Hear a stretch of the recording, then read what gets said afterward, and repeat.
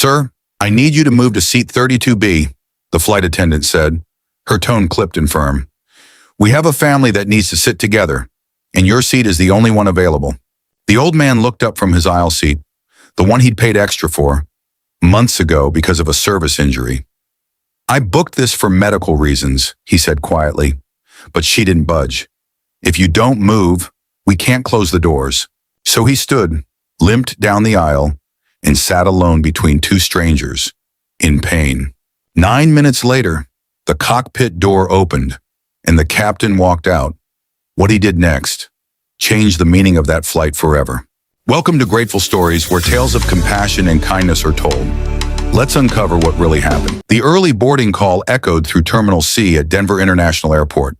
It was barely 6:30 in the morning, but Frank Delaney had been sitting at gate 27 for over an hour, hands folded, posture upright, a quiet stillness about him that only came with age and discipline. At 78, Frank looked exactly like what he was, an old man in a soft tan jacket, black slacks, and worn-out walking shoes. But if you watched him long enough, you'd notice the limp, subtle, but there. Left knee stiff, the kind of injury that didn't come from age, but from war. Frank had booked this flight 3 months ago. He was headed to Annapolis, Maryland from Rock Springs, Wyoming to watch his granddaughter graduate from the U.S. Naval Academy. First in the family to ever wear the uniform after him. He wasn't going to miss it, and that's why he'd paid extra out of his fixed pension for seat 14C, an aisle seat, premium economy. Just enough legroom to ease the pressure on his bad knee. Not a luxury, a necessity. He boarded early, per his boarding group. No fuss, no fanfare. Just a quiet thank you to the gate agent and a steady hand on the rail as he made his way down the jet bridge. When he reached his seat, he lowered himself with care, stowed his small duffel beneath the seat in front of him, and exhaled. It was a rare moment of relief. That was before the commotion began.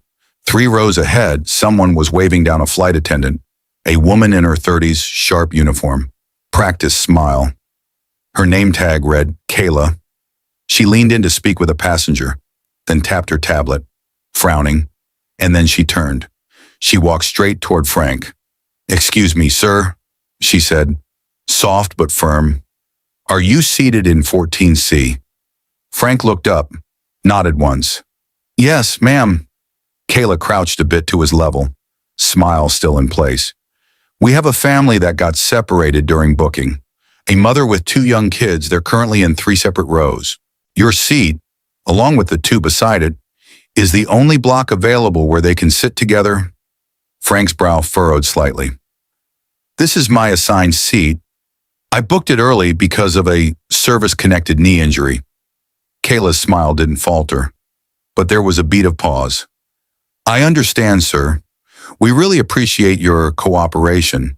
It's just for this flight." Frank sat back. The silence between them stretched thin. He wasn't trying to be difficult, but he had chosen this exact seat, paid for it, because anything else meant 5 hours of pain. He glanced toward the front of the plane.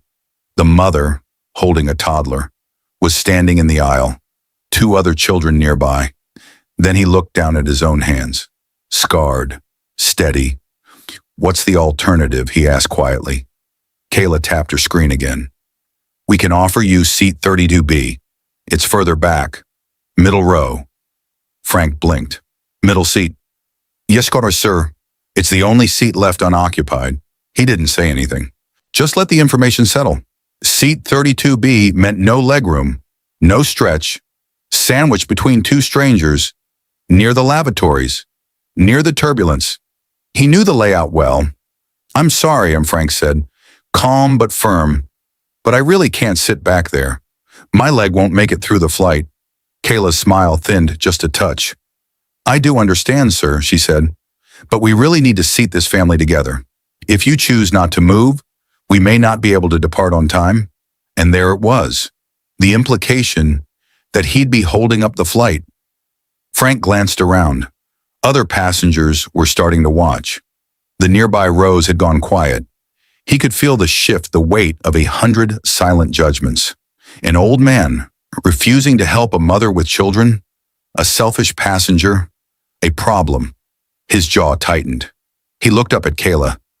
"This is not acceptable," he said quietly.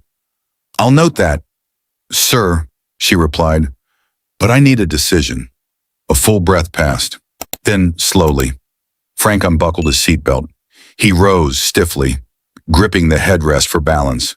With a voice low but controlled, he said, "Name's Frank Delaney, Staff Sergeant, United States Marine Corps. Retired. I'd like it noted that I gave up a medically necessary seat under pressure." Kayla only nodded, already motioning the family forward. As Frank gathered his bag and turned down the aisle, the toddler looked up at him and smiled. He gave the boy a gentle nod. No resentment, no drama, just resignation. Seat 32B was exactly as he imagined. Tight, cramped, wedged between a college kid in headphones and a businessman already elbowing for armrest space. The overhead light was broken. The air smelled faintly of cleaning fluid and stale coffee. Frank lowered himself slowly, grimacing as his knee bent tighter than it should. He said nothing, just rested his hands on his lap and closed his eyes. No one noticed him. No one offered help. No one said a word. But someone was watching. 3 rows ahead, across the aisle. A woman in her 40s sat quietly. She'd boarded just before Frank, laptop in her lap, blazer folded neatly beside her. She'd heard everything, watched everything, and now she watched him, hunched in that tight seat, the lines on his face deeper than before. She reached for her phone, not to post, not to complain, but to message a contact, a friend who worked in customer relations at the airline. Her message was short. Passenger Frank Delaney, forced to give up aisle seat 14C despite confirmed booking and medical need. Now seated 32B, flight 306. Crew dismissive, please escalate. She hit send, then set the phone down and stared out the window. She didn't know what would come of it, but some moments you didn't stay silent. Some moments you just acted, even when no one else did. Frank Delaney sat still in seat 32B, hands folded over his stomach, shoulders drawn in. The middle seat always made you feel smaller, but this felt like vanishing. His knee throbbed. Every few minutes, he shifted slightly, just enough to keep the pain from locking in. But there was nowhere to go. His left leg pressed awkwardly against the seat back in front of him. No room to extend, no aisle to lean into. The college kid on his right kept his headphones on, lost in some movie. The businessman on the left tapped away on his laptop, his elbow spilling into Frank's space like he owned it. No one said anything. No one even made eye contact. Frank wasn't angry, just tired. He'd lived long enough to know what it meant to be inconvenient. It wasn't new. 3 rows ahead, the woman in the blazer, Charlotte Hayes, watched from the corner of her eye. She hadn't opened her laptop again. Instead, she studied the old man as the cabin buzzed around him. She noticed his hands, thick knuckles, one finger bent slightly to the side. Not from age, from injury. They rested on his lap, still as stone, but the tension in them was unmistakable, like he was holding something inside rage, maybe, or sorrow, or just wait. When the flight attendants came through for final checks, no one looked his way, no apology, no acknowledgement, just a nod and a tug on the overhead bin before moving on. Charlotte's phone buzzed in her palm. A reply, received. Forwarding to ops. Unacceptable. Will notify cabin if escalated. She didn't expect much, but at least she'd tried. The cabin doors closed with a solid thunk. The safety briefing began. Frank leaned back, eyes still shut, somewhere in the hum of the engines. The pre-flight video droned on about oxygen masks and seat belts and tray tables. But all Frank could hear was the quiet throb of memory, like a distant engine from long ago. The sound of boots on jungle ground. The voice of a young man yelling for a corpsman.